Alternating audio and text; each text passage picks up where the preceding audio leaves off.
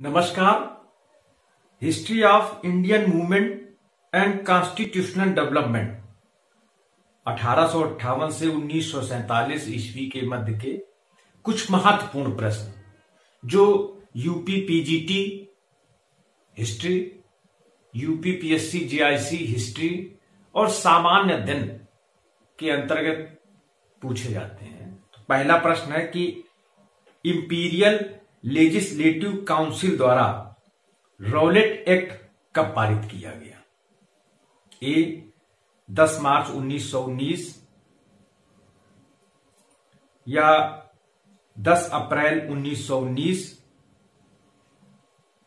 सी 10 अप्रैल 1920 और डी 10 मार्च 1920। तो इसका सही उत्तर है ए 10 मार्च 1919। यद्यपि Rowlatt Act the anarchical and revolutionary crime act, इसका जो फाइनल प्रकाशन हुआ वो 18 मार्च 1919 को हुआ। इसके अंतर्गत किसी भी भारतीय को बिना मुकदमा चलाए जेल में बंद किया जा सकता है और उसको उच्च न्यायालय में, शीर्ष न्यायालय में अपील करने का अधिकार भी नहीं रखा गया, वंचित कर दिया गया उस अधिकार से भी। सर सिडनी रॉलेट इसके अध्यक्ष थे। इनके अध्यक्षता में रॉलेट समिति बनी थी। अगला प्रश्न है कि हिंदुस्तान सोशलिस्ट रिपब्लिकन एसोसिएशन की स्थापना कहां हुई थी? HSRA, ए दिल्ली, बी लाहौर, सी कलकत्ता या डी कानपुर। तो 8 व 9 सितंबर को दिल्ली के, तो इसका सही विकल्प है दिल्ली।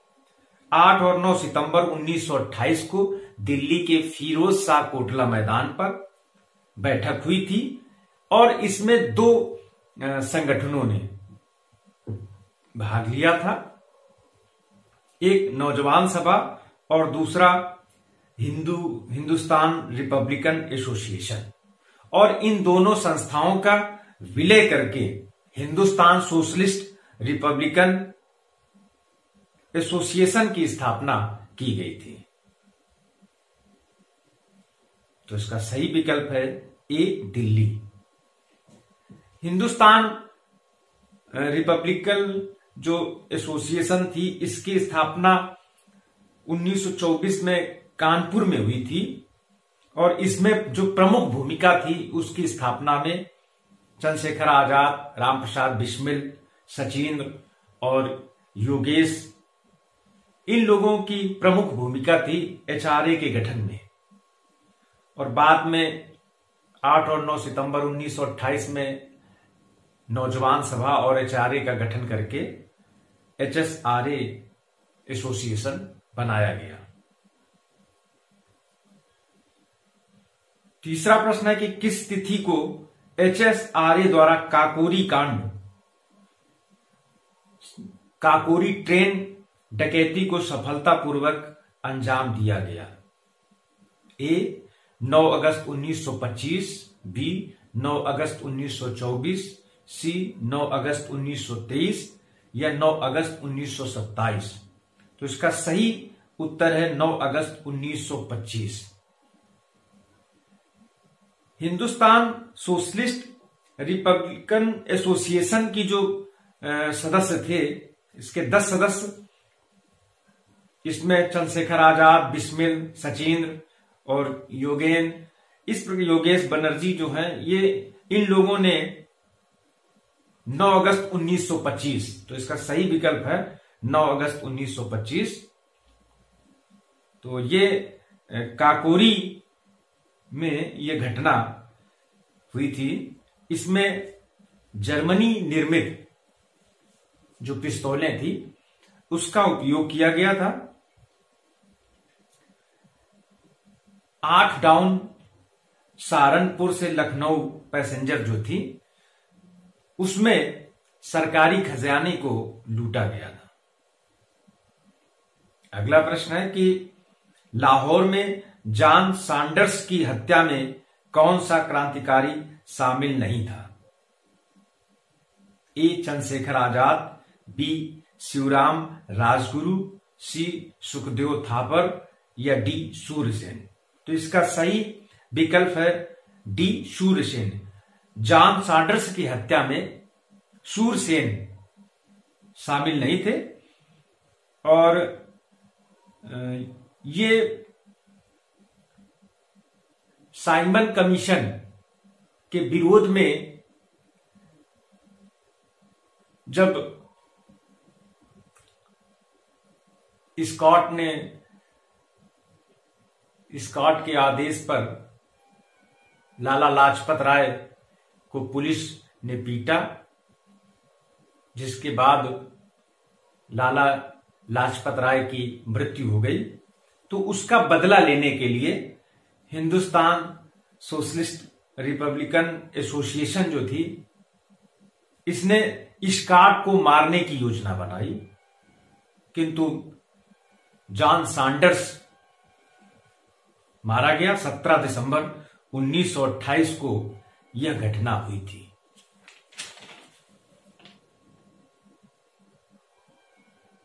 अगला प्रश्न है कि गांधी द्वारा लिखित लेख संस्कृति का दर्शन के प्रयुत्तर में किसने बम का दर्शन शीर्षक से लेख लिखा? ए भगत सिंह, बी भगवती चरण बोहरा, सी भगवान दास माहौर या डी जतीन दास। तो इसका सही विकल्प है बी भगवती चरण बोहरा। महात्मा गांधी ने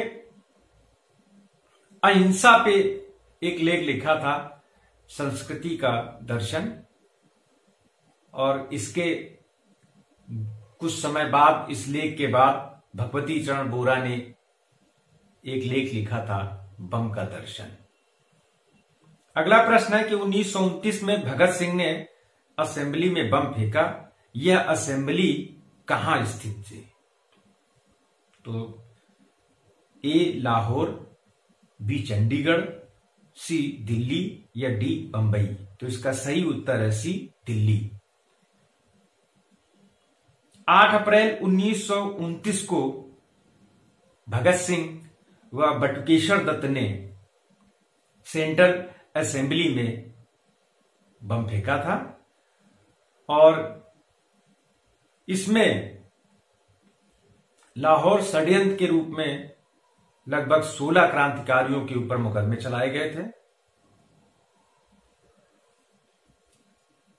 तो दिल्ली की सेंट्रल असेंबली में बम फेंका गया था। अगला प्रश्न है कि कब चंद्रशेखर आजाद ने इलाहाबाद में बची हुई अंतिम गोली से स्वयं को मार लिया? ए 27 फरवरी 1931, बी 23 मार्च 1931, सी 1 सितंबर 1930 या डी 15 अप्रैल 1929। तो इसका सही उत्तर है ए 27 फरवरी 1931।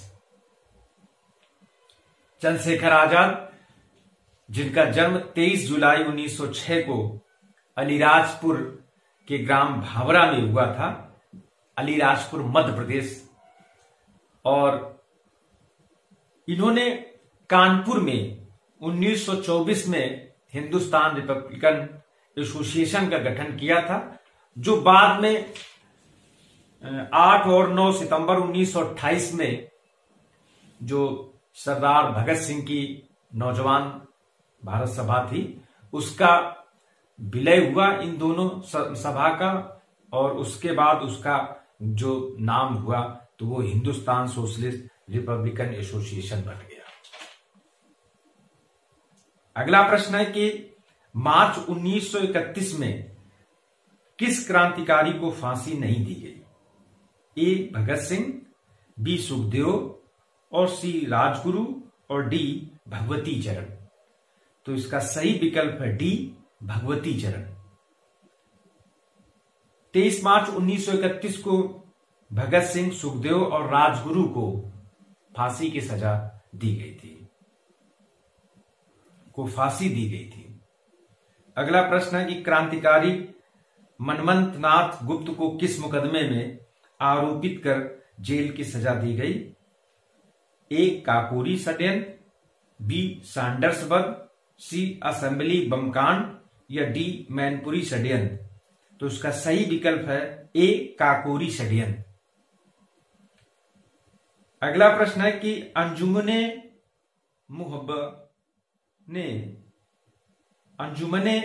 मुहब्बाने वतन की स्थापना किसने की? ए. सैफुद्दीन किचलू, बी. अजीत सिंह, सी. भगत सिंह या डी. करतार सिंह सराभा। तो इसका सही विकल्प है बी. अजीत सिंह। अगला प्रश्न है कि कौन सा नेता खिलाफत आंदोलन से संबद्ध नहीं था? ए. शौकत अली, बी. मौलाना मोहम्मद अली, सी. मौलाना अबुल कलाम आजाद या डी. मोहम्मद अली जिन्ना। तो इसका सही विकल्प है डी. मोहम्मद अली जिन्ना।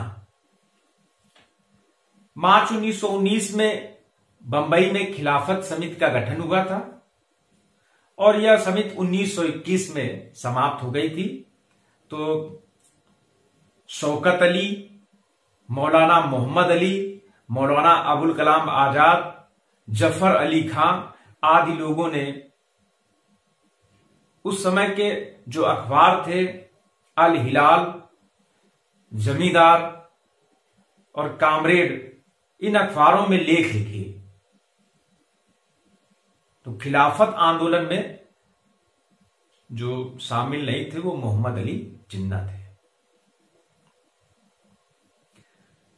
अगला प्रश्न है कि चौरी चौरा हत्याकांड के पश्चात किस नेता ने गांधी की आलोचना उनके अहिंसा के सिद्धांत के प्रति अतिवादी समर्पण के लिए नहीं की? ए. मौलाना मोहम्मद अली, बी. चित्तरंजन दास, सी. मोतीलाल नेहरू या डी. मोहम्मद अली जिन्ना।